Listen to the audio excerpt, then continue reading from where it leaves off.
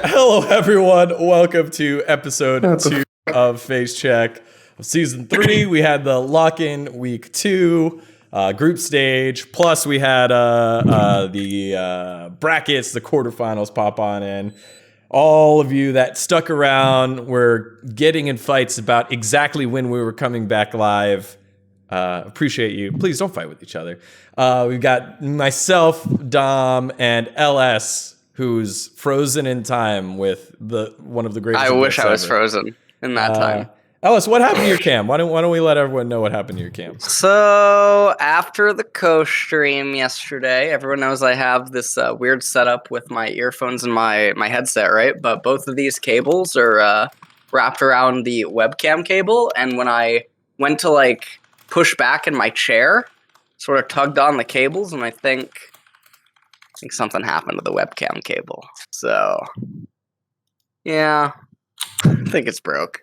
Yeah. So just for this last episode, all the money in the world can't fix LS's poor cable management. But all the Twitch primes can.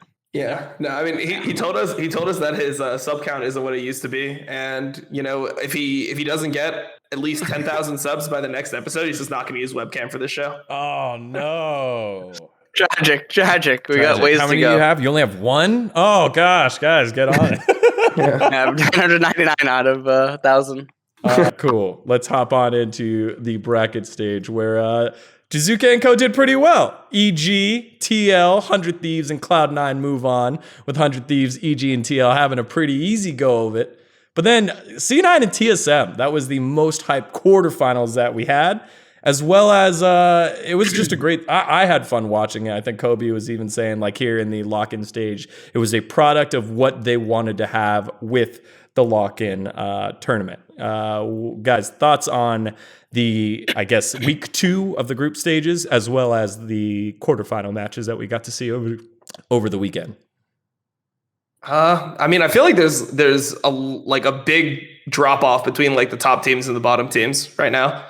It feels like, I guess TSM and C9 was pretty close, but outside of that, all the games felt really stompy, right? The EG games, the 100 Thieves game, 100 Thieves versus Golden Guardians, it feels like, 100 Thieves versus IMT, it feels like they can never win. EG versus Golden Guardians feels like Golden Guardians can never win. Right. TL versus Flyquest, it looked like even when TL started trolling, Flyquest could never legitimately win either game. So I wonder if this is just a product of the fact that in LCS right now, a lot of these teams aren't taking it super, super seriously. It is a lock-in tournament. It doesn't really impact anything. People are running their academy rosters. People don't really care too much about the results of it. I mean, it's a nice little bonus, but let's be real.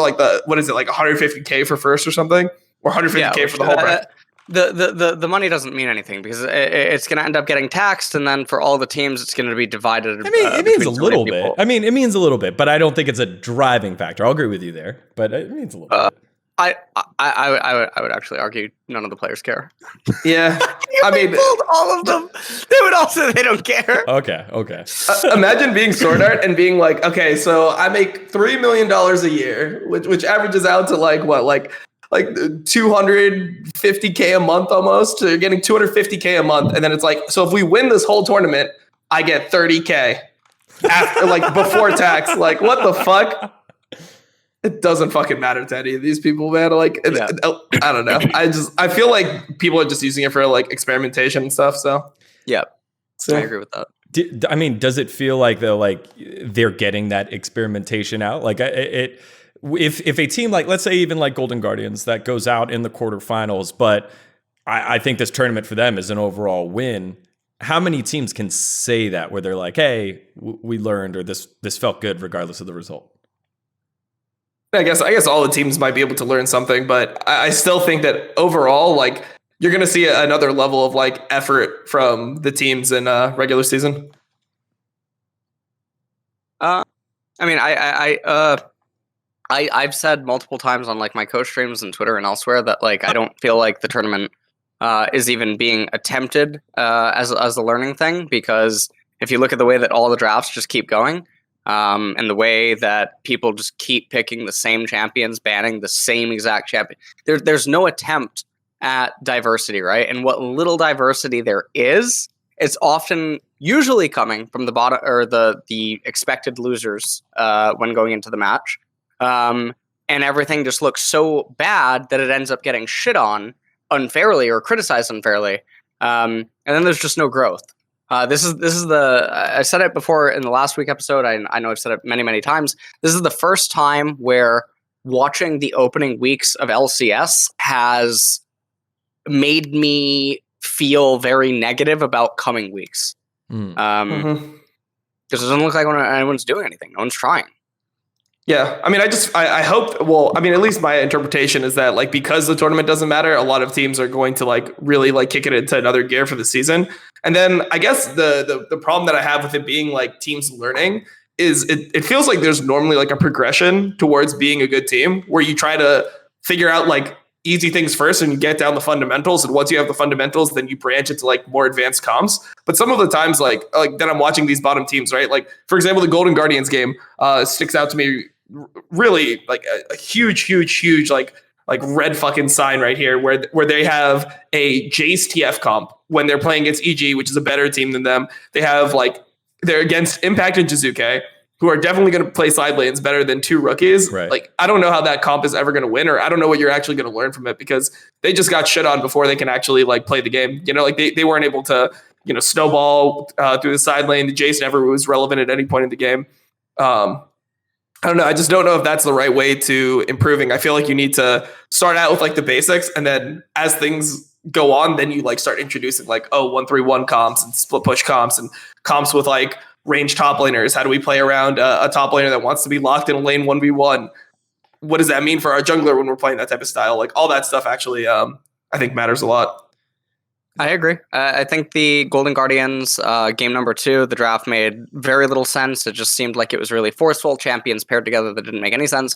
And the unironic thing is that the game 1, despite all of their horrible decisions leading up to the mid game and whatnot, that was the closest game for them to win because of the draft.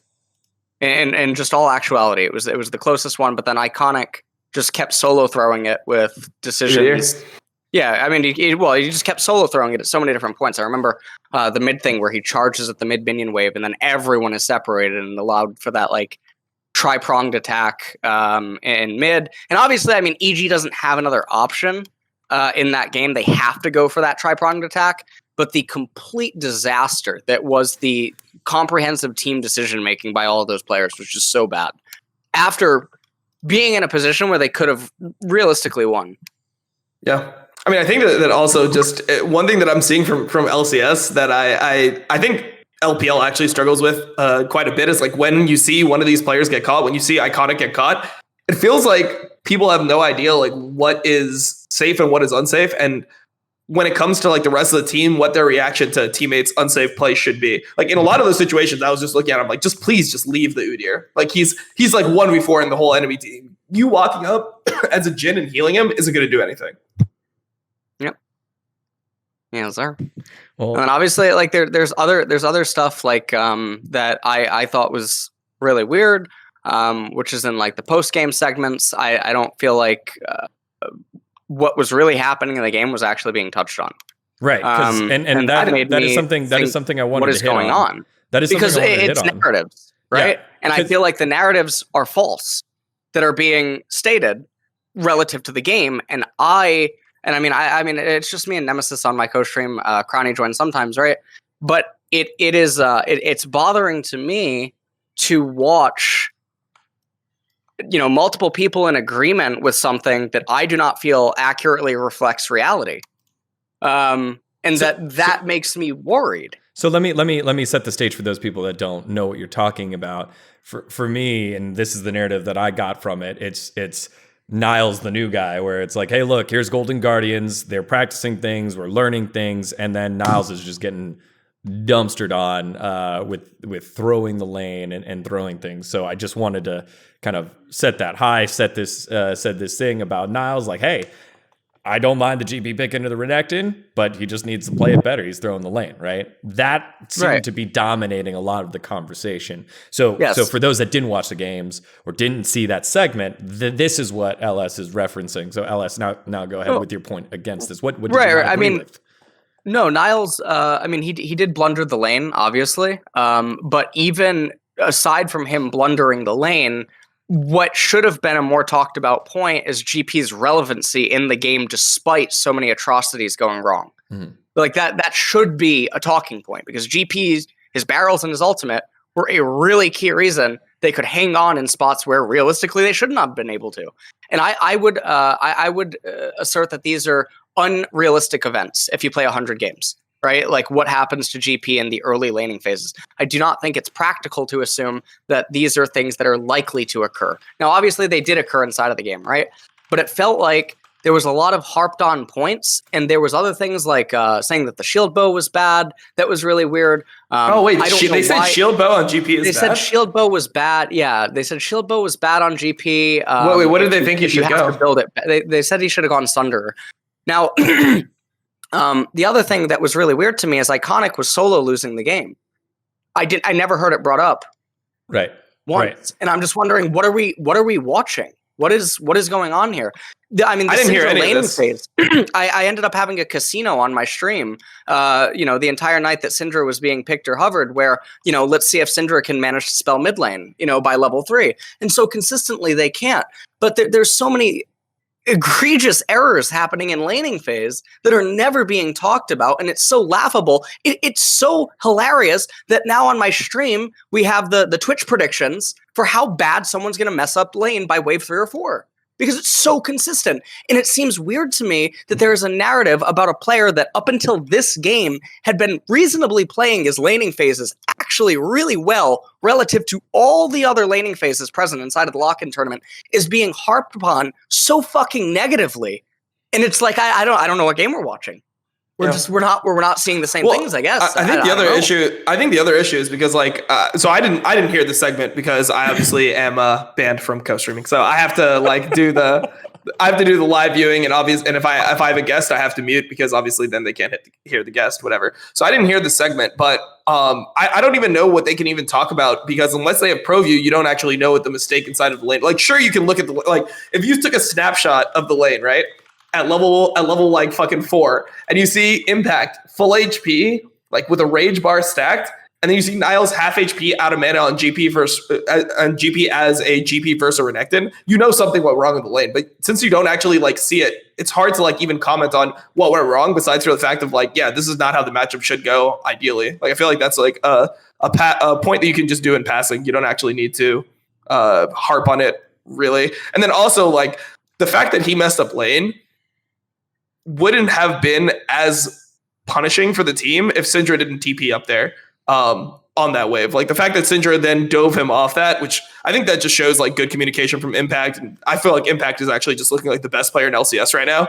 I think that is what really blew the entire game open. So normally you can get away with stuff like that, but what I want to see is when that same situation arises, if somebody doesn't get punished but they mess up that badly, are people going to actually talk about it? Because I feel like people only really bring these topics up when plays are punished, because then they're like, oh, well, because he died, he didn't get away with it. Now it's relevant. Now it's a huge talking point. You can make that same bad laning phase as Niles, and you can come back with a Sheen into lane, be completely fine after that.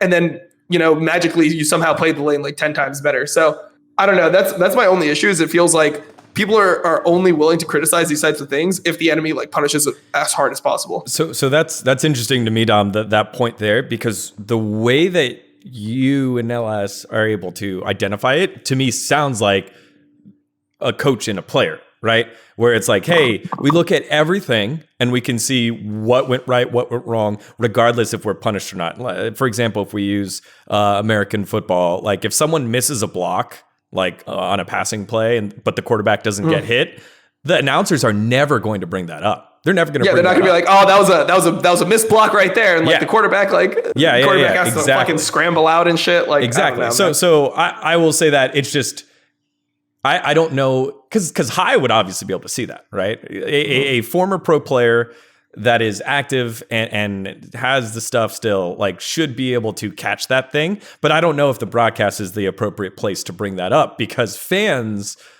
attention, they only have certain amount of attention points. You do want to direct them towards what did go right. So I will push back on that point a little bit, but more on the fact that it's like, hey, you see that and it makes sense to us because we're looking for those things, and the capacity to like focus on laning phase prowess over and over again, regardless of the result, is something that you can see, but maybe not something that either the analyst can see, but I think they can. But more importantly, that they think the audience will understand or is important at that time. So I guess my question that I would want to ask is, at least LS, because he was listening to it. So what was the itemization they suggested outside of like Sunder? Because the whole reason why you go Essence Reaver into Shield Bow is because not only is it just a crit build where you're going to hit 100% crit eventually with the build, it also has the Sheen proc built into like the Essence Reaver now. So if you go Sunder, then you actually can't get 100% crit. So I'm just wondering what build did they want, like full Bruiser, like Divine Sunder Sterax, or what? The thing that was strange is I think the comment was that you don't go Shield Bow when you fall so far behind, and that you should just go Blunder or Divine Sunder. Blunder, okay. Yeah, I mean, I call it Divine Blunder when I think it's being built out of place. Oh, okay. When it's being built out of place, it's Divine Sunder when it's normal. Divine Blunder when it's okay. But I mean, I found that weird. Now, obviously, yeah, Niles does troll the laning phase, right? But it just seemed odd to me that was a talking point, right? Because the reality is like any other champion, maybe not any other champion, but most other champions in the game, if they get that far behind against Renekton this early, why is the champion still having so much relevance? That's a talking point, right? But it's one that, and I think, an analyst should talk about, right? Because the analyst should be able to derive the fact that this champion fell unnaturally far behind, had a series of unfortunate events, and is still providing value. That's not something that an everyday viewer can see. Right? Yeah. They can't discern that. They just see, Gangplank lost, V5 thumb in the bum. But I guess I would push back because I feel like the reason why he had relevance was because EG didn't play like the third dragon that cleanly. Like because they started hinting like the Nidalee died and all that stuff. I feel like that's like why GP crawled back into relevance.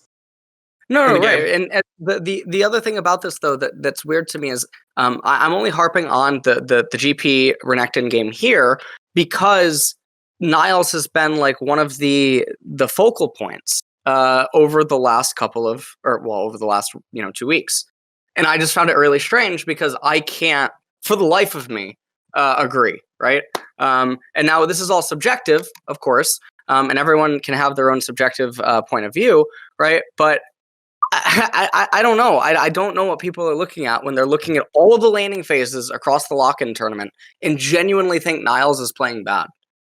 I don't know. It's really he made very like the revenge thing too. He played like pretty well, and like the mistakes he made in the other laning phases were like really really small. Like there was that one that I remember. I don't remember what champion it was on. Maybe it was on Camille where he should have like slow pushed like level like 5. He could have slow pushed and turned that into a dive with Galio, but instead he like half pushed the wave, and the wave ended up frozen in front of like Huni's turret. But besides for that, I felt like he pretty much outlaned Huni. I mean, he just completely outlaned Huni. Whereas if a rookie is coming in and beating a veteran that's supposed to be like such a high pickup or like, somebody who's such a storied player, I feel like that deserves some level of praise. So yeah. So then when we look at Golden Guardians, where do we see their needed areas of growth going into the regular season? If there's one player I'm going to flame on this team, it's going to be Newbie. I think Newbie is not good right now. Like it doesn't feel like he's an LCS player when I'm watching him.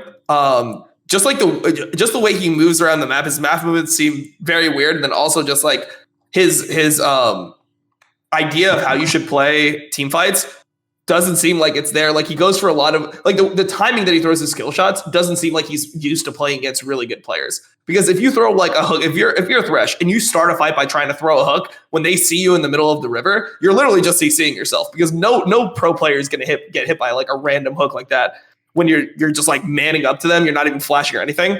And then you're also just like, when you throw the hook, you're not able to move. So then you just end up taking like poke and it completely like changes the fight. So for me, the biggest point of improvement is like support. I mean, there's a massive support gap in NA, in my opinion. It's like Vulcan, Core, JJ are the fucking kings, and then everyone else is way below that. I think that's the biggest role where there's or the role it's in most need of improvement in NA. One of the things that I find really interesting is this is actually, unironically, in a weird way, even though we're in Season 11, it's the easiest time to join LCS if you're actually like decent. It is by far the easiest way because the threshold or the barrier to entry is the lowest that it's ever been since maybe Season 5 or 4. Because all the veterans in the league and all these, people that have just been sort of like coasting around, team hopping, etc., they're not getting better. They're not, you know what I mean? So like, all these pushback is Huhi and Ignar. That's a pushback. Huhi's gotten better. Huhi's gotten better. I mean, Huhi seems limited to me. Like, I know he's really good at set, but I don't feel the same way about him. Like when he played the Gragas game, I thought that was a really, really bad Gragas game that he played this weekend. Like it just feels like just basic mechanics are not being done right. I mean, there's a lot of players that I feel like are starting to pick up Gragas and none of it looks good. I mean, we saw BB's Gragas in the Schalke game. It wasn't good. I mean, he's my boy, but that was a poor Gragas performance. I saw Lamau's Gragas today. It just feels like people are picking Gragas because they think they're like, oh shit, it's like become meta and we need to flex it. But they're not actually treating it like a champion that has like high skill cap. They're like, yeah, man, anyone can play Gragas. Like you just fucking E and ult. Like that's it. So for me, I think that Huhi is like more limited in his champ pool than people might give him credit for. Like people just assume that he can play standard supports, but for me, it's like his thresh is like his Rakan is all right, I guess. His set is really, really good. His Lux when that was meta was really good, but I don't feel like he's that complete of a player. For example, when I look at Core JJ and Vulcan, I think that they're infinitely more complete. Like Vulcan on Alistar is insane, but if he has to like fall back and play like a Seraphine, I'm sure he'll be able to play the champion well. We've I think got our points out here on Golden Guardians, on Niles, on Newbie, on Iconic. So let's move on from a top lane where we're kind of divisive on to a top lane that there's no denial right now. Most informed player on most informed champion. Impactful impact here on Renekton. He's looked so damn good. EG has looked good. As much as I want to attribute it to, the one true savior of AD carries in North America, definitely, like, it's been impact here, driving this forward here for EG. What's been the key to success here, Dom, to Impact's run? I mean, he's just you can tell that he's such a smart player about the game. And because he has like good ideas in game, it's really easy for his teammates to execute off of it. Like, obviously he plays lane really well and he's good at, most like bruiser / tank champions. But just like the way he sees the game, you can tell that he watches the map more than most top laners, and he's good at calling for resources at good timings. Like, I'm not sure. I mean, obviously I don't have the comms. I'm not sure if Josuke just randomly TP'd up there, but it definitely was communicated that, this GP is sitting under turret, no mana, half health. He fucked up the lane, and something can be done there. And just in team fights, I feel like Impact has a good idea of how to like frontline and absorb damage, because frontlining is something that is more difficult than people think. It's not like just fucking going in first. It's understanding like how to play with your carries and like be taking damage at times where your carries can DPS, and then pulling back when your carries need to kite, or like knowing like when he needs to like zone certain champions. So I feel like he's such a plug and play player, man. Like that's the thing about Impact. You put him into any team and he'll instantly make the team better, which is why it's such a fucking crime that TSM passed on him. Right. Yeah. LS, thoughts here on Impact? Impact. I mean, I don't totally know exactly what to think. I mean, I think there's a lot more going on in a lot of these games than obviously what meets the eye. I think EG overall, all the teams that they've mostly been going up against, they've just had pretty much an edge over, right? I mean, I think that we're going to see what's going to happen next week. I agree that Impact has been pretty much the most stable member, along with like Sven Skaren. I think Josuke is having really bad laning that isn't really being highlighted or even really punished, because again, like a lot of the matchups that they're going up against and whatnot. So I don't know how the remainder of this tournament's going to shape up. Impact is interesting because, again, same thing that I just mentioned, right, a little while ago. The barrier to entry is very low, but Impact is still one of the players that is not like on the cusp of getting rotated out, and then he's resident, right? So I mean, he has a lot of value in that regard. If we're talking about like TSM or other stuff and, acquisitions of top lane, I mean, obviously, like, yes, like you have Huni and Hanser. So, I mean, neither of them I don't think are comparable by any means. How much is this is just the croc right now being broken? I mean, I think that he's just in better form than a lot of other players. I wouldn't put it down to like, oh, he's just a Renekton, one trick, he keeps on getting Renekton. Like, other people have the opportunity to play Renekton into him. And also, like, when he's playing other lanes, you can tell that he's smart about the game. Like, the way he played the Gragas versus Jace lane, I thought was pretty good as well. So he's just not able to play the super carries in top lane. That's just his weakness. Like, he's good at what he does. If you put him on Camille, you put him on Fiora, you put him on Jax, any of those picks, he's not going to be as good as another player, for example. Like, obviously, like a Western player like Wonder or Bwipo would be able to play those champions much better, even though like Bwipo obviously doesn't look super good in the first couple games of LEC. Just in general, those types of players have better mechanics and understand how to like win those lanes a lot in a lot more consistent ways than he can. So he's a player that I think has value. And I like the pairing of him and Jizuke, because Jizuke plays a lot of weird stuff and he wants to have counterpick a lot of the time. And Impact seems like he's the type of player that requires like 0 draft resource. He will just pick first every single fucking time and just do pretty much as well as you can in some of those lanes. Yeah. Like, he'll pick Renekton, he'll pick Gragas, he'll pick fucking Orin, he'll pick whatever you need early, and he'll let like anyone get later pick because he's just a solid player. So I actually respect him a lot. I mean, I think he's one of the imports that just actually puts in effort to, keep his job and like continue performing well. He's not one of these guys that comes here and collects and slacks off. Yeah. I mean, there's other people that play way less solo queue than him. Way less solo queue. They don't actually play to improve. You can tell based off like the snippets that we have from like team discussions and the things that we hear from his teammates, that he's somebody that's actually active towards trying to drive improvement through his team. So I think he's one of the best imports we have for sure. I wonder who you may be talking about, Dom. I'm not talking about anyone in specific. I know people are going to say Huni, but like he's not the only person that I think is not giving their all. And I actually I don't even know if Huni isn't giving his all. Right. I think he might just not be that good anymore. Like he's really high rated in solo queue, but in these games, like he makes a lot of bad decisions. So I wouldn't say that Huni is somebody who is necessarily just, collecting a paycheck. He might just not be playing well. I think the big question then, the top laners that I've looked the best so far, Alphari and Impact. This feels like what Alphari can play anything, and those hyper carry type top laners. That's a matchup I want to see. Is this like a dream matchup here that should be made? Hopefully these guys meet in the finals. Yeah, I mean, I would love to see Alphari versus Impact. Sorry, I think they're playing next week. They're playing next week. Oh, they are? Yeah. Okay. My bad. Yeah. Well, I think we're gonna get Cloud9 versus Team Liquid in the finals. Okay. Well, isn't that the next matchup then? I thought that would be the other side of it. Cloud9 versus 100 Thieves. Yeah. So Cloud9 versus Golden Thieves, and then EG versus TL. So we'll see how that rolls there. We touched on TSM a little bit. We got to see them play in, I think, the best series that we had. It was the only series that had 3 games in it, and we touched the most competitive. Or what do we even call it? The closest series we had. The closest series in terms of score. Sure.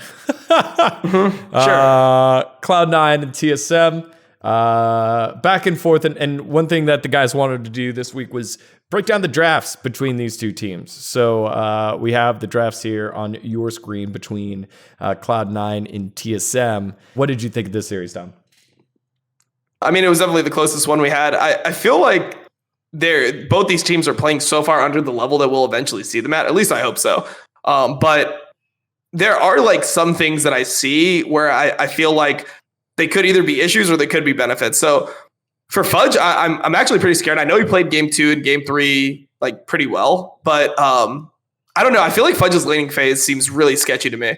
Like the way he trades in lane, it seems strange. Like for example, in this game that we have up right here, he's like trading in ways when his jungler is pathing bot, where it's going to naturally push the wave when he knows the enemy jungler is pathing topside. And I feel like all these things can be exploited really hard. So I'm really scared to see like what a better top laner will do to Fudge. Like I feel like if he goes against an Alfari or an Impact, I mean, we saw what Impact did to him originally, but I feel like those laners will outperform him quite a bit. I think that, you know, he looks more raw than I expected. I heard from a lot of people that he was like the absolute best Academy top laner, but I don't know like what made him the best. I didn't watch Academy, and I'm not sure what's not transferring over, because it doesn't feel like his lane phases are super good, and I don't think his map play has been excellent either. So maybe he's just getting used to playing LCS and he's not playing at his full level, but I don't know what he does that's easily replicated from game to game that makes him a strong player. Any last thoughts on Fudge before we dive in to the draft? I mean, well, I feel like I'm in the same position that I used to be on talk shows when I know more than I'm supposed to, Gotcha. right? Okay. And so it's a little bit weird. Yeah. Yeah. I mean, just talk about what you see in the game, because I mean, obviously, I mean, he totally fucks game number 1 up. He also missed, I think, 3 cannons, and I think he missed 3 cannons in a row. Mhm. So I mean, it looked like, you know, he's just running around doing nothing in top lane. He's missing so much CS. He's taking awful trades. He picks Aatrox because Aatrox is okay into Gragas, but obviously it shouldn't be Aatrox. It should be an Enchanter. I mean, that game there is one where you can get away with just picking enchanters. You can pick Lulu if you want. Do you like enchanters you like enchanters here with TF? Because for me, I feel like if you play TF, you don't like you're just saying like, hey, we want like a carry top laner. We want a volatile top laner that the TF can influence. I think that's a pretty static way of thinking about it. I think when the opponent's team composition doesn't demand that you need something like that, then you don't need it. But also, I mean, any carry top laner like that, Gragas is designed to neutralize. So I think at that point in the draft, like they're showing that they must come into you. They don't have poke, they don't have long range, they don't have siege. They must come into you. So if we have Kai'Sa melee range, if we have Hecarim, if we have Nautilus, etc., why not just go with an enchanter? Especially one that can polymorph their major threats or something, or invalidate their major threats. I just think it makes the most sense. It doesn't make sense to handshake any carry top against Gragas, get neutralized, and then pray that we're going to Destiny Gate and outplay them. There's no reason to do that when the onus is on them to come into us, because we're already threatening to outscale. So yeah, isn't I there mean, I just feel like, what is the TF going to do in this game? Like, how does TF play this game out? Pick. Yeah, so that's my issue. It's like, if you're going to go enchanter top, then you should change this 3 pick. Like, the one pick that I want to see from players is Zoe. Like, I don't know why we're not getting more Zoe. I feel like the champion is super broken, and other regions prioritize it really highly. And in this game, like, what is the downside? And especially if you have... So one thing that I also don't like here is I don't like a jungler that loses early with a mid laner that gets shoved in and loses early, because I feel like you can get exploited really hard. And Hecarim and TF, like, they're both the bad side of the matchup in the early game. Hecarim is fine into Nidalee eventually. It scales well, whatever. Outscales Nidalee, can do more in team fights. But I feel like when teams get better, if you pick something like Hecarim TF here, your Hecarim's just going to get behind in the game. And I don't really like the idea of like accepting that you're going to be behind. Like, I think a much better pick on 3 as well. Like, another thing that they could do is they could pick Galio, because Galio can be flexed bot lane with Kai'Sa, or it can go mid if, you know, they pick a matchup that allows for it. Also, like, if you pick the Galio there, it kind of blocks the TF. So, you know, even if Power Evil goes Lucian, okay, great. You like flex Galio bot lane, pick whatever is up mid. Orianna, I think Orianna would have been a lot better in this comp as well. Orianna, Zoe, like these types of champions, I think allow you to play a much better game. So yeah, no, I would agree. The problems on R3, but there's also problems with B1 Kai'Sa. You know, because she's going to end up morphing your draft as well. I think Cloud9's drafting has been absolutely abysmal the entire tournament. It's very, very bad. I mean, the quality of drafting in North America in general is extremely low. Well, again, different coach. So Cloud9 evolving in both of them, different coaches. So evolving in their draft phases. Here's game number 2. This is where we ended up. I'll get the draft order up in just a second. But with TSM taking that first game, what were the major changes that we saw from Cloud9 as they stayed in the same team? Oh, this is the draft order. Okay, so we have the draft order in this one. Yeah. I mean, I think for this draft, it's a little bit. Well, no, it's not good because they picked Akali into TF. I didn't understand the Akali pick here at all when they already have TF, because I feel like that's not a good lane anyway, because Akali's obviously going to get revealed in team fights. But then, especially like if you take Ignite, I don't know how you're supposed to play this game out. Like it seems really bad. I feel like they shouldn't have won this game at all. Like they don't have any lane that actually wins. I mean, GP is fine against Gragas. TF is fine / good against Akali. The only downside I see of TSM's draft is that they have only one lane. This is like one thing I actually hate. When you only have one lane that TF can go to, and it feels like when you have I don't like TF Gangplank ever together. Like TF Shen, I don't like any of those team comps. No, I mean, I agree with you. This draft is really bad. I mean, the Thresh is also really bad. The Thresh should probably just be Taric or something. If you're gonna go for this, because Taric counters the entire theme of Cloud9, and then he's still extremely relevant and powerful in mid game. I mean, there's a lot of other options that are all just better than Thresh. I mean, the Thresh pick's random. I don't care what they want to do. It's just terrible. And then again, I mean, I just said it, right? Cloud9 drafts they are able to be produced in a toilet. You could find them at a landfill. It's not really like I don't know. Everything just seems very, very random. And again, I'm hesitant to comment more because I feel like I'm in the same position that I was in before, right? Yeah. So again, weird third pick there, weird final pick there for TSM. So here's the final draft that they had. I'll pull the order up here in a second. Again, it's kind of I think that this was probably the best draft out of the three, honestly. But then I don't like two of the picks here. But I mean, I think if you replace the jungler here, if you go different jungler instead of Kindred and a different AD carry, you got an okay draft. I mean, I feel like just in general, Camille Galio into champions like Jhin, Azir, all those champions end up getting kind of fucked by this combo. The thing for me in this draft is that TSM has a big punish and they miss it on R5. You pivot Gragas bot lane and then you counter Camille top. And then Gragas Jhin wins versus Sivir Alistar really easy, and Gragas retains his value because he's only being used to neutralize Camille here. But you can rather opt out of neutralizing Camille and retain all of Gragas's R value against Kindred and Galio and his disruption in the later stages. And then you can actually just get a counter lane against Camille rather than just neutralizing her. We can argue that Gragas is a counter lane, but he's a counter lane via neutralization rather than just outright beating her in the later stages. So Cloud9 actually set themselves up to just get fucking face planted on R5, and TSM comes through with the failure of a draft like usual. So R5 barred. Wait, so what do you think is an R5 that you can pick here for top lane into Camille with Jackson Renekton banned that Huni can play? That'd be my question. Oh, that Huni can play. There's the. Oh, of course. That's it is. I mean, he would be very quick to tell you that he can play Gangplank. I mean, I guess he'd be very quick to say that. Actually, let me look up Huni really quick.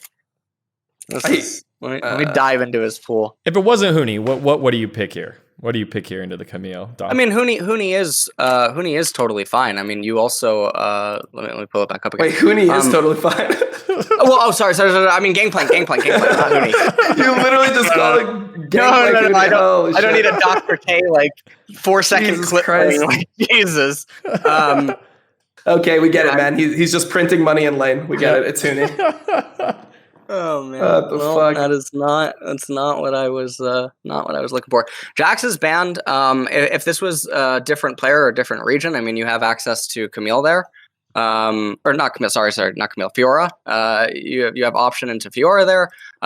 Even in this current game, I guess you have option for Shen. If you want Shen, Gangplank is obviously totally fine.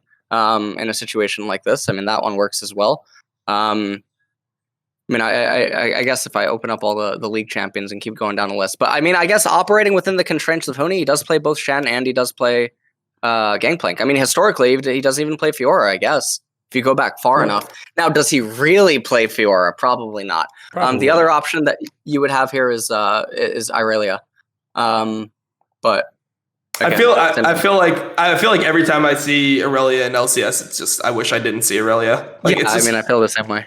It just it's pretty rough. So I don't know. I think that probably the best option there would be Shen for him. I think the other options would be Sketchy, knowing Cooney. Like I don't. So this is one thing. I watched a lot of the in-houses, and every single time I watched the in-houses, Camille just beat Fiora in every single one of the in-houses. Yeah. Like they just take grasp. They know how to like. It feels like Camille players have played enough around that matchup where like in NA where they know how to like do the like play the matchup in ways that is not super standard for the enemy. So things like you walk up, you auto Q1, and then you auto and you immediately Q2. So you don't give them the chance to like parry the Q2, because if you parry the Q2 damage, then Camille is just doomed. So yeah, I mean, I feel I'm not sure if we're going to see any Fiora anytime soon. I feel like teams just want to play. Teams would much rather play Gragas than Fiora, Shen than Fiora. No, I agree with you. I'm just speaking like in a hypothetical. Like if you could have these champions in the pool, I would argue that they always produce a higher EV draft or expected value draft or whatever than R5 Bard does. Yeah, I mean you're gonna get the people that they try to argue and they're like, well, there's context about the champions and the players and their ability and how well these people play against it. And it's like, I don't care about that. That's not how analysis should actually work when you're talking about what is like most optimal. You try to remove that equation. You can then do an alternative one where you do factor it in. Correct. Right? Like that's different. But that's which is not what I care pretty about, much do. Right? Like that's the thing. That's what I care about. That was our conversation last week. That was literally in the top lane with Gnar, right? Or no, Renekton, I think. Renekton, yeah. But the goal of practice or improvement should be to gravitate towards that human removed element. That's how you get better. Right. I just feel like it takes so long that, or like the way that I've been seeing it, when people try to do that, it takes so long that it's almost like not worth doing it for these players because so many things like end up going wrong afterwards. So I feel like around the world, people just gravitate towards like ease a lot of the time, which works out for a lot of teams. I mean, even like Dom1, for example, I don't feel like Dom1 played like super like insane high execution drafts that were like really like incomprehensible and like they were just playing the game on another level. It just felt like they knew what they did well and just refined it. And it's like, okay, yeah, we like Camille, Nidalee, TF. That's our comp. And if we can get it, we're going to run it every fucking game. So, and it's strong enough to win in the meta. Yeah. Like I think there's always the conversation of playing optimally or playing with ease, right? I think a good example of this would have been the Someday Jax game into Topoon's Camille. That game really got me because Someday is somebody who's considered like one of the good top players in NA, but he's in that territory for me where I consider him like impact now. I know he used to play Jax at LCS. People are gonna be like, but he almost got a pentakill. Like he defended that Nexus 1v4 in like season 8 or season 9 or some shit, which is like so irrelevant to can these people play these champions right now? And as Jackson to Camille, like he was just straight up losing the lane. Like he was queuing when Camille had hookshot up, so he could get hookshotted out of his queue. His dodge timing was really weird. Like he wasn't actually dodging any autos. He would just walk up and like use his dodge, and then Camille would space backwards, and then Camille would slow him, and then E forward and chug him. And he was down like 20, 30 CS in that lane. Obviously, he's playing against Ignite, but Ignite Camille does not make Jax down 30 CS in lane. Like that's just not how the matchup works. So I don't know. If I was a fucking coach, I wouldn't want to put my players in that situation. Like I wouldn't trust Huni with Fiora into Camille is my point. So no, sure. I mean, I listed other champions he obviously plays historically, like that are probably I mean, I consider them to be better. Yes, I think if and this necessarily doesn't make it right. This is like this is an appeal to authority, but like I would imagine that if you suggested this pivot in draft and those champions to a wide range of pros, that they would probably agree that the draft is comprehensively like stronger in all the lanes and ultimately is achieving the same thing but better. Yeah, that's just what I think. Yeah, I think that's great insight there, and thanks for diving deeper onto why that R5 isn't great. Led to an advantage that TSM could have taken. Instead, Cloud9, the one moving forward here in our lock-in draft. One player that we have not talked about, we hit Fudge pretty hard. We talked about Sven's Sivir there in a second. We already hit on the very top of the show that Vulcan and Core JJ are the best supports in the league. Didn't hit on Blabber either, but maybe we'll get to that here. Again, we hit it last week, but we're kind of waiting for Perkz to show up, and right now we're getting NA Perkz and not Umajan Perkz or EU Perkz or G2 Perkz or and Dom, you rightfully so, and I agree. Like you hit on a lot of points. Like, hey, Perkz isn't going to be the one that wins you the game through like sheer laning prowess or just overpowering the game. He's going to find ways to get you victories. But it came up again, right? It came up again in our discussion on like, hey, what are some of the big talking points in LS? You were saying, hey, Perkz doesn't look great yet. Still. No, and he doesn't. And Dom, you should expect a 10-page essay by Mr. Prador on Reddit by the time that this VOD ends up going live. But I think it's so funny, right? Because like even that whole Reddit thread, which like obviously was just shitting on me, and then all the comments just echoed what he said. Look at the champions he picked. He picked Akali blind, which is not a champion that's going to be lane dominant. He picked TF and he picked Galio. And you're telling me this guy is like a fucking lane kingdom player? Yeah, dude. Like a lane kingdom player is picking Syndra, they're picking Orianna, they're picking Zoe in spots. Like that's what a lane kingdom player is. You don't pick Galio to fucking lane kingdom. And this isn't a new thing for Perkz. Perkz is not the type of guy that was like, oh, I need to play these champions. He's a flex player. He plays everything. If other things come into the meta, he's going to be able to play them. Anyone who's expecting Perkz to randomly look good in this tournament just doesn't know how Perkz operates and like who he is as a player. He is one of the only players that actually paces himself throughout a season. Like he will start a season and intentionally like be more chill. And as the season goes on, he will put more and more effort in and play more and be more and more focused. And then by the end, he's just going to be like in his mind in the best form he can be in and be shitting on everyone. So like, I don't expect him to do super well in this tournament. One thing that I will say though, is you can already tell because he's like almost losing every single lane. Like he's not doing super well in any of these lanes. And he's picking matchups that are either even or a little bit worse than even. Mm-hmm. One thing that you can already tell with him is that even when he's not playing well, he's going for like bad TPs on TF. He's making a bunch of like misplays around the map. He's getting his summoners burned in lane. He still has like a better natural inclination to clear side waves than almost any other mid laner in NA. So he never actually ends up that behind, even though these games, like for Perkz level, he's playing terribly. Go look at like the CS in these games outside of the Galio game where they were actually just stomping them. They were making a lot of plays with the Galio. Look at the TF game. Look at the Akali game. He's always even in CS because he actually like, as soon as the fight happens, his natural inclination is like, all right, I'm going to fucking go to the side wave, clear the side wave, and then like reset and get stuff done. People don't even have that basic idea of like how to play mid lane at the point of the game where it becomes side laning in NA. Like people don't really do that. It's the main reason why Josedeodo was so dominant last split, in spring. It's because he was actually just able to play the side lane better than all the other mid laners.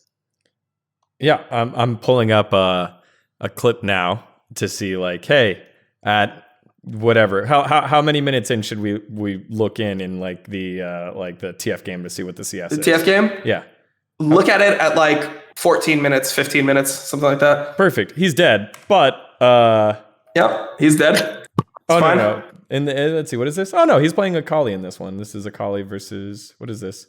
Lock-in quarterfinals. Okay, he's Akali on this one. Just basically right there, even with Power of Evil, 122 as it's the Akali into TF.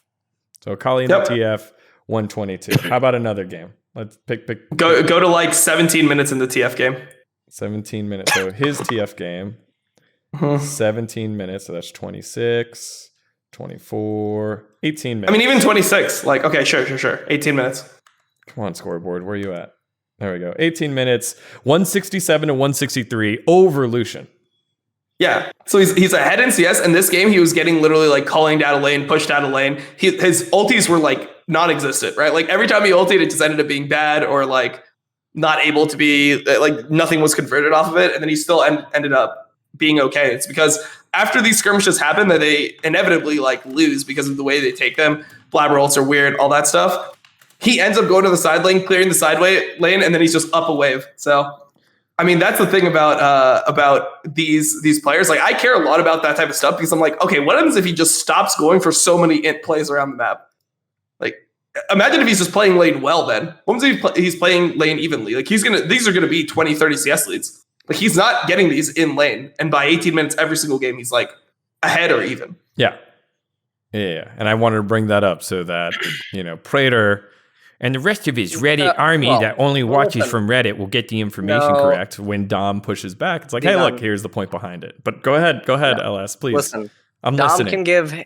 Dom can give me and you, everyone in Twitch chat, everyone that watches the VOD, Reddit, Twitter, whatever, his fucking thesis on Perkz, but Mr. Prater's coming with his fucking dissertation, so good luck on that one, Dom. Yeah, he's gonna write more words than me, which makes him correct.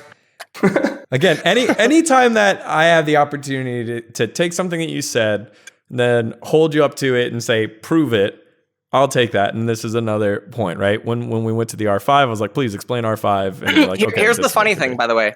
So I want to comment on this because there's a lot of people in chat right now that are commenting and they don't understand the difference. If Mr. Prater is inaccurate in anything that he writes or types or something like that, it doesn't matter. He goes on with his daily life, changes his username, whatever, right? If Dom makes inaccuracies or claims or comments and ends up being very wrong, it's actually harmful long term. Or like other things like that. There is no possible way for someone in Dominate's position, regardless of if it's Dom or not, to not take it somewhat personal. It's just not possible because to Mr. Prater, it's a hobby, right? It's a pastime. He does it on his fucking own. He's a random viewer, whatever, right? It's not directly linked. It has nothing to do with his livelihood, his work, and all this other stuff. So when you're just saying things or claiming that someone is saying something that they're not, and you're going off on tirades and you're going down this whole rabbit hole just to do this thing, it doesn't affect you at all. It affects the other person.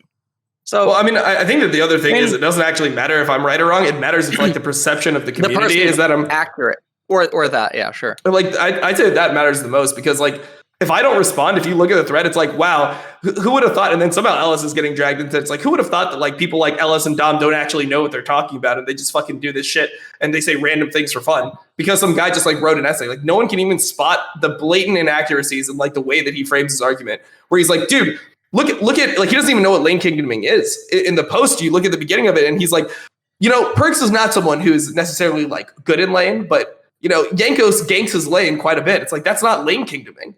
Like lane kingdoming is not having your jungler gank your lane and then extending your advantage to the rest of the map. That's not what a lane kingdom is.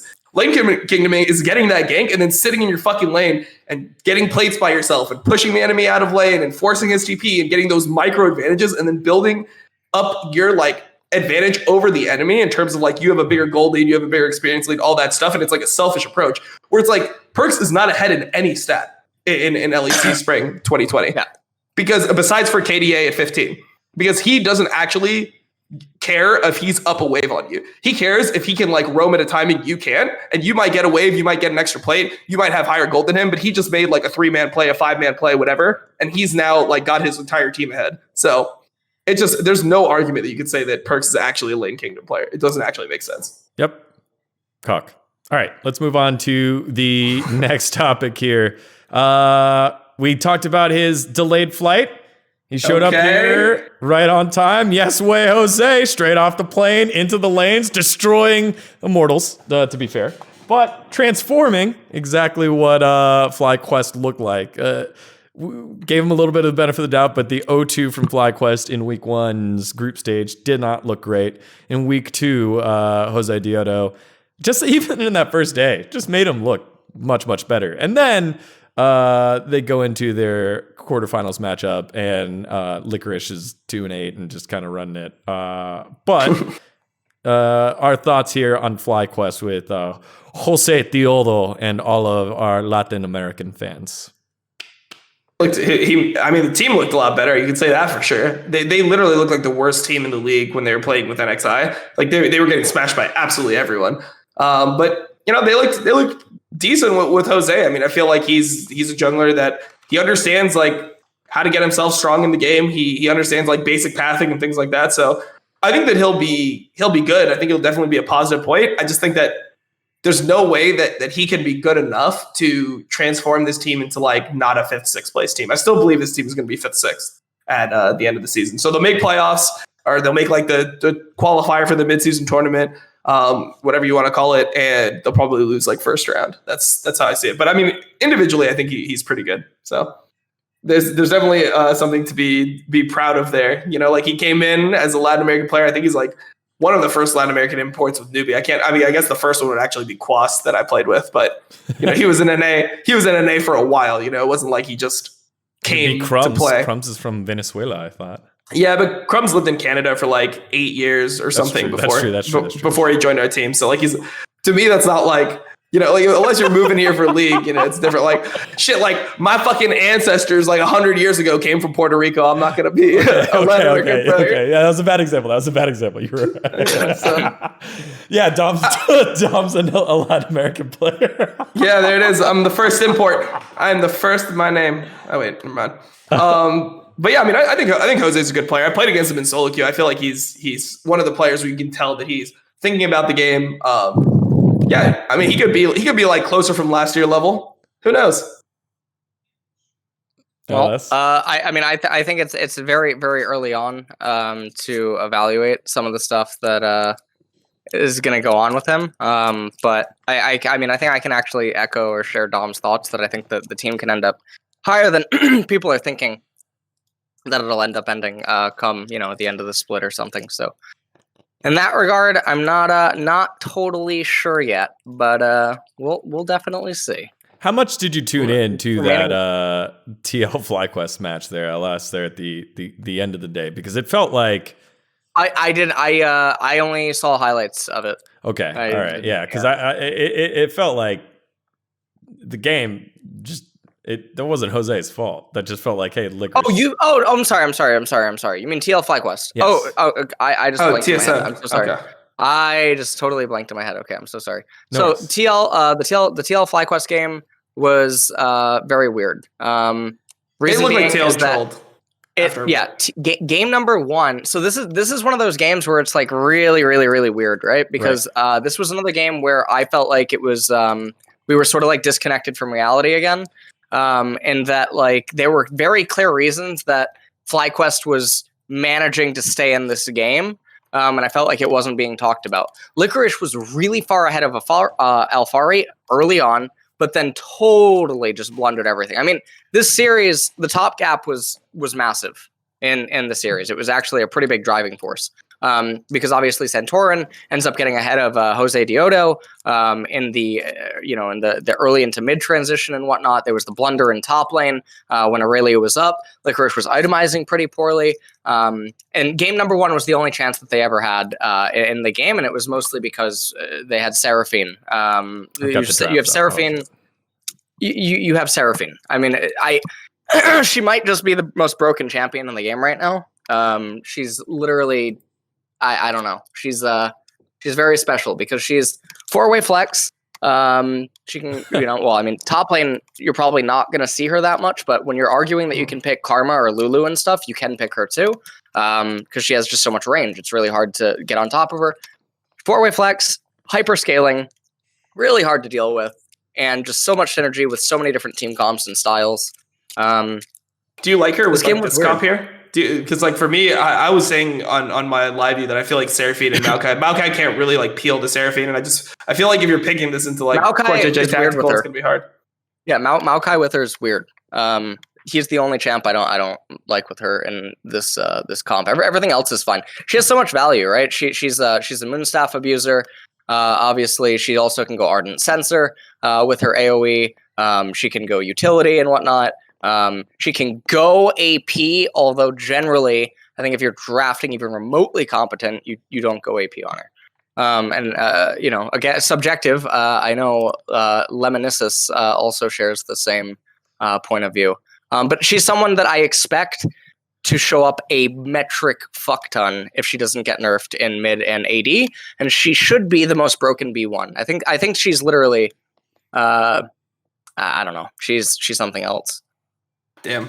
I'm just like, I guess I haven't, seen enough good Seraphine play, because it feels like for me, every single time that somebody picks Seraphine, they just get absolutely murdered in lane. It's like a Nautilus, a Leona, a fucking Set, and they just get flashed on and murdered like the entire game. So that's like the one weakness I see, because I haven't seen it in other lanes outside. I'm sure that mid and top there has to be lanes that are actually like super impressive for her. There's definitely a lot of things you could pick into that. Like if you pick Seraphine mid, what stops the enemy for picking something that's like a hyper scaling champion like Yone or Yasuo that also like has pretty good lane? Like I feel like you just get kind of obliterated in those matchups. And then in bot lane, it just feels like every single time I see it, it's into Leona, it's into Set, and they just get killed a bunch of times. So yeah, it's kind of rough. Like even the diamond Seraphine game from earlier in the week. Was it was not good. I feel like Diamond's been the one that's been like letting me down the most this year in terms of like people that I thought were going to be pretty good that are just running it. Seems kind of strange.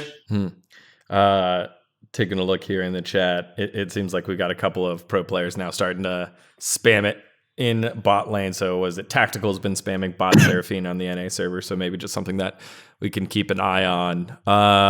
So Flyquest, problems all over, but José, pretty good. And it's early from LS's point, early to say. I agree. I think it was just a pretty cool, like, hey, look, he showed up. They made qualifiers. Azale slaps on a funny video, and now everyone's on this José hype train. How could you not be one of the millones fans of Josedeodo? We've got to get going soon, so we're going to go to a topic that LS is probably going to want to hit on for longer than the time that we have. All right, fans, followers, you guys hit me with it last week. Mark Z was all over it, and now it's time for LS to introduce us to the world of Moonstone Renewer. And a staff of flowing water plus Night Harvester. LS, the floor is yours to show us the heels on heels on heels. Oh god, the Church of LS, you're opening it up. Yeah, I am. There were definitely masses on Mondays, guys. So masses on Mondays. Oh man. No, Moonstone. I mean, obviously, Moonstone Renewer, staff of flowing water combo. It's pretty broken, right? 2-second cooldown Moonstone Renewer, Staff of Flowing Water, Rapids is 3 seconds. I made a video about this on the T1, with T1, the official org. I made a video about it that went into it, listed a lot of different champions that can obviously utilize it, as well as like non-traditional champions, right? Like Lilia and Nidalee, and other champs and whatnot. The thing that's so broken about it is in mid-game, Night Harvester is, you look up Night Harvester's damage. It's 125 plus 15% AP, right? And it has 90 flat ability power or something, right? The Night Harvester proc that you do, Moonstone gives you like a ruby crystal, like every 2 seconds almost. It starts getting to that point. Or like early on, even at the very beginning of the fight, before it begins ramping up, it's just giving you a ton of healing, right? Once you start getting Staff of Flowing Water amplifies the healing that Moonstone is giving out by 10%. And then because Rapids is 3 seconds, Moonstone is 2. If you also have a healer shield on your own champion, you can have this up on 3 champions, right? So you're giving anywhere from 51 to 57 MS. You're giving anywhere from 30 to 40 ability power to the ally that you're afflicting, as well as yourself. Like the item's just so it's just so broken. I mean, I don't know what gymnastics people have to go through to say that Night Harvester is better on Nidalee or like Lilia in certain games, or like Leandre. Well, Leandre's I actually like so this is what I wanted to talk about. I actually think Leandre's has a lot of value on Lilia, especially if you're in a situation where you feel like you need to go a Zhonya's first item, which we see quite a bit. Like I feel like then you're so delayed on the Moonstone Renewer and Staff of Flowing Water that it's like, for me, it's like you're doing 2 different things at the same time. Because Zhonya's is pretty much saying to me that you want to like flash Q into ult, and then Zhonya's like you're just like playing Lilia for an engage tool. So if you're doing that, it doesn't seem like Moonstone Renewer and Staff of Flowing Water really like synergizes at all with that like idea to me. Right. So, but we're ultimately talking about 2 different champions at that point. We're talking about one Lilia that wants to go in and fight, and then we're talking about one that wants to be a control freak. Go bold. Right. So like they're 2 different. Ease. Two totally different play styles. I'm trying to think of a champion that might have had this in the past. I guess one's not really totally coming to mind. But the other thing I wanted to touch on is the notion that you can't go this combo if you don't have mages on your team. That's just not true. It's so terribly not true. There's so many 80 carries that have AP ratios, right? You don't need a mage in order to have ability power ratios on some of your spells, right? But then also MS is a stat that is really difficult to just say that it's not important. You have to really sort of like quantify it. You have to really dive into the context and stuff like that. Like Tristana, lots of AP ratios. Aphelios, tons of AP ratios. Jhin, I mean, he has AP ratios. Once you get Ardent Sensor, you also start giving him attack speed. In addition to like the heal and stuff like that, you give him attack speed MS, gets AP ratio on Q and E, whatever, right? Kai'Sa, AP ratios. Ezreal, AP ratios. Renekton, doesn't he have a 300-something% on his R? On his R, yeah. It's not practical that he will get 300% value. So what I like to try to say is that he'll probably get about a little bit more than half of this, right? His dominance lasts 15 seconds. He'll probably be afflicting you with it for around 9 to 10, right? You think so? So, I mean, I don't know if he'll be that close to if he's on top of you. Yeah, I mean, I guess it depends on how long It's he's going to actually depend, able to right. like But the Gore MS Drinker helps and him all that too. stuff. MS converts to damage, which is something that stats can't really show, that MS converts to damage, right? All I know is I've had so many games ruined by this combo on champions that don't make sense that I now like hate you as a person. Like I just want you to like at this point, like God damn, no lie, you can go into my fucking match history. I just played with RTO, right? He's the Renekton one trick.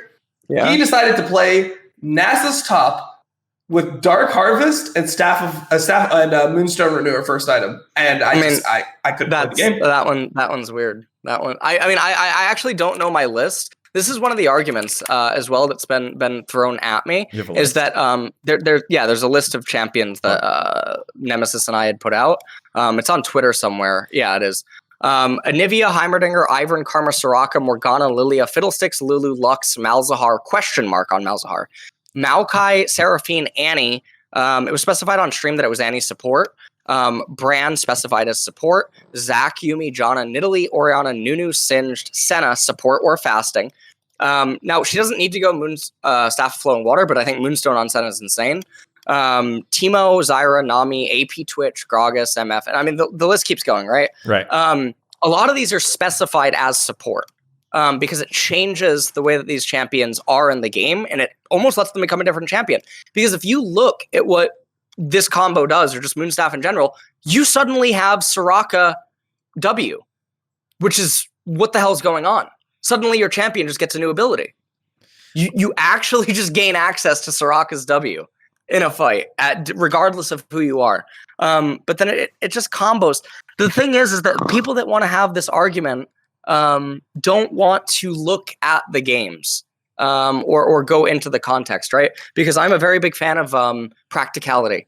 How practical is something? How practical is it that the Night Harvester damage that you needed from the active of Night Harvester exactly mattered? In more cases, that the healing from Moonstone Renewer and the utility that these items grant and their power surge because they come online faster is likely going to help you out more. Right? Which is a very convoluted conversation that is not easily had over Twitter, nor is it easily had even in a format like this. Yeah. Because it's a long conversation. Yeah. And it's a very hard conversation to have with people who don't understand the intricacies of the items or cannot entertain their value without, how do I word this? I'm failing to word it. I'm sorry.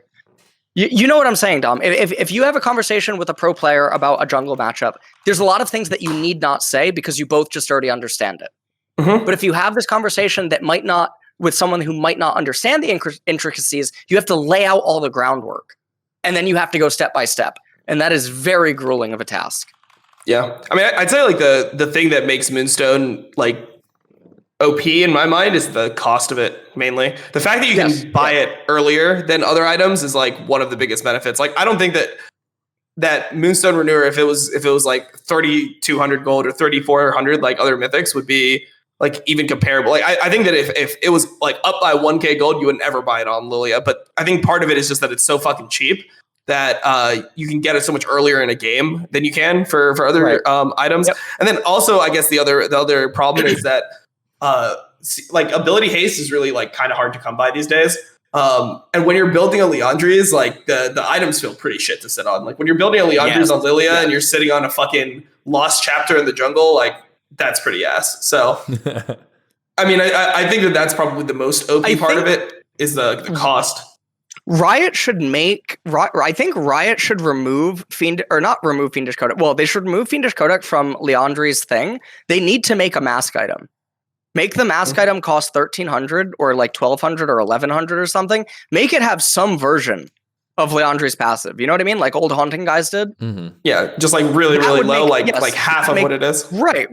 Or maybe just make it have the pen thing that ramps up. You know what I mean? The like even something small. The Magic pen. Magic pen. Yeah. Make it have something small because this item feels so obnoxious to build. First, you have to get Lost Chapter, and it's like, wow, great, I spent 1,300 gold on 40 ability power, because you don't really need the mana in the jungle, right? And the level up passive doesn't really do anything in the jungle. You're investing so much gold in these really garbage stats that you don't really care about. And then you have to go and get a Fiendish Codex. And then you have to sit on so much gold. And that just feels terrible. Yeah, I hate the cost of it, man. Like that's one of the things that I really don't like, and I felt like they removed. And it's part of the reason why I don't understand itemization right now, because there's a lot of items that like are really, really OP, and then the items that should be OP are just not OP, right? So what I'm talking about mainly is the interaction between like Zhonya's, Zhonya's is dirt cheap. It builds out of like some of the best components in the game, right? Fiendish Codex and Seeker's Arm Guard. Seeker's Arm Guard is so OP, right? And then after that, it's only 700 gold completion. It's 2,500 gold item. It's a 2,500 gold item that gives you the best active in the game and is stat efficient and builds well. And then you have Void Staff, which like you don't even need them to really have a MR for Void Staff to be efficient if you like do the math on it. Like, Void Staff just got buffed, right? Yep. It got cheaper, all that stuff. And then Death Cap should be the best item for these champions. So like I think that's another reason why Moonstone is OP when it shouldn't be, is that like the upside of going like full AP on these like mage champions isn't there.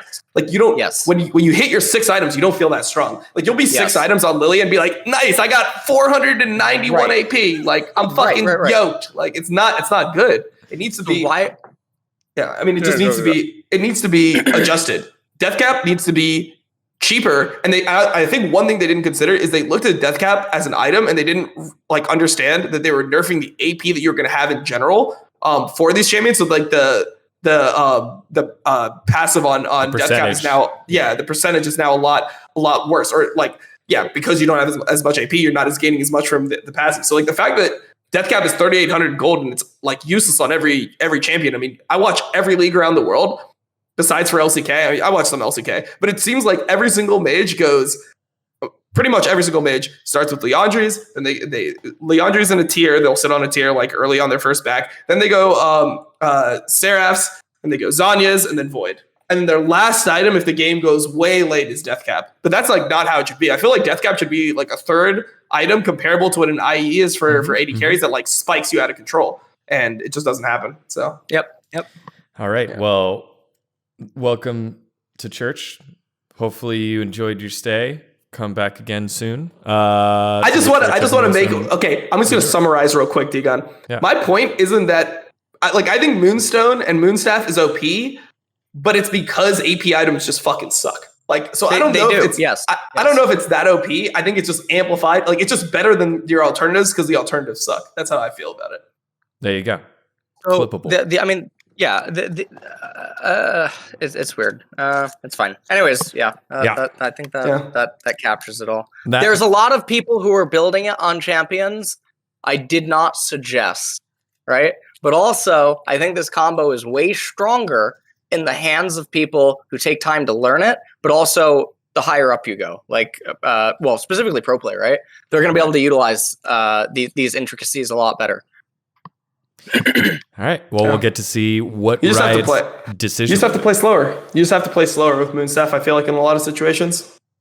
We're going to start closing things out here. I wanted to get your picks for the semifinals for the lock-in stage. I think LS, you kind of threw it out there, but let's solidify it here. 100 Thieves, Cloud9 on the top side of the bracket. The Golden Thieves against waiting for Perkz and Fudge trolling lanes, and Vulcan and Sven just kind of bullying through everything. Mm-hmm. What do you think? What are your picks? I think Cloud9's going to beat 100 Thieves, and TL's going to beat EG, and then honestly, man, draft's just going to decide the finals. Okay, I'm going to put my take then. I have a different take than you. I think it's going to be TL versus 100 Thieves, and I think TL is just going to win like easily. That's what I think. I think C9 will lose to 100 Thieves. I think C9 will lose to 100 Thieves. I think TL is going to smash EG, and I think TL is going to fucking destroy 100 Thieves in the finals. Mr. Prater just opened up a new tab and is excited. Yeah, I've got Cloud9 EG in the finals. I'm just kidding. I'm just kidding. TL will win. I think it's 3-2 though. Come on. I think it's 3-2. Wait, isn't the finals best of 3 or is it best of 5? No, they're best of 5s. They're best of 5s. Yeah. Oh, really? Yeah. Okay. So the semi, it was just the quarterfinal stage was best of 3s, semifinals and finals, since it's only 2 series, and it'll be like one on Saturday, one on Sunday, or whenever it is, one on Friday, one on Saturday, and finals on Sunday. Those will be best of 5s for the day. Yep. Lots of Dom fired in the chat. But Dom calls it like he sees it, as he always does. I'm sure Jack won't have. I'm fucking banned. I'm right. Look, honestly, this would be the best time for them to fire me. Like, I got fucking banned from co-streaming, so I can't so like my viewership is way lower than it was last year. Like, this is their time where they can be like, yeah, let's cut them fucking free. Let's cut them loose. And then Riot will come in and just ban me from live viewing because they'll be like, oh, he's not affiliated with any team anymore. All right, he's gone. He's out. And then I'll just become I'll be a fucking stock Andy streaming to 100 viewers, like losing money in the stock market. Perfect. Stock Andy. This is the 2021 It's the beginning of the end. Oh, yeah, it's. I knew it was all downhill once I turned 30. Once I turned 30, I'm like, it's over. So you get you bought a house and 30 hit you fast. Yep, true. All right, everyone. LS, closing words to close out week 2. You look great, by the way. Thank you. Honestly, I mean, you can gain access to that very photo and emote with Twitch Prime. So I'm just throwing that out there. Yeah, that's right. Is that supposed to make me cancel my subscription, or I don't want to see this shit, man. I just had to stare at this for an hour and a half. What the hell? All right, believers, spam it in the chat. Again, thank you to VENN Esports. Head on over to VENN Esports YouTube for the VOD. More views that you give them, the more you are supporting me, Dom, and LS. Dom, closing thoughts? No, I mean, I think that this tournament shouldn't be taken like as seriously as people make it. People are making like overall judgments about teams based off it. We haven't seen a lot of the players, man. Like, there's been so many players that have came in the middle of the tournaments and whatever. Just take it for what it is. See who wins. Like, okay, that team is probably like the best at the beginning initially, but once the season goes on for a while, we're going to see a lot of like shuffling of the standings, I think. So yeah, just I guess be a little bit more patient, because this tournament really doesn't matter as much as people think. Yeah, I think the big homework for everyone watching here is let us know in the comments or on Twitter what champs that are unconventional that can use the Moonstone combo that you like to use, and who you think is going to take the semifinals and finals, of course, before it's over. Don't call it afterwards. Thank you, everyone, for tuning in to episode 2. For week 2 of season 3 of Facecheck. We appreciate all of you, especially today with a little bit of the delays. All of you that stuck around, I appreciate you. LS appreciates you. Dom appreciates you. We will catch you guys next week to recap the finals of the lock-in and look forward to the regular season. Make sure to head on over to VENN Esports to subscribe and support you boys. We'll see you then. Hey, thanks for watching VENN Esports. Make sure to hit that subscribe button below and explore our other videos. In fact, click on the ones on the screen right now. Otherwise, I'll get you.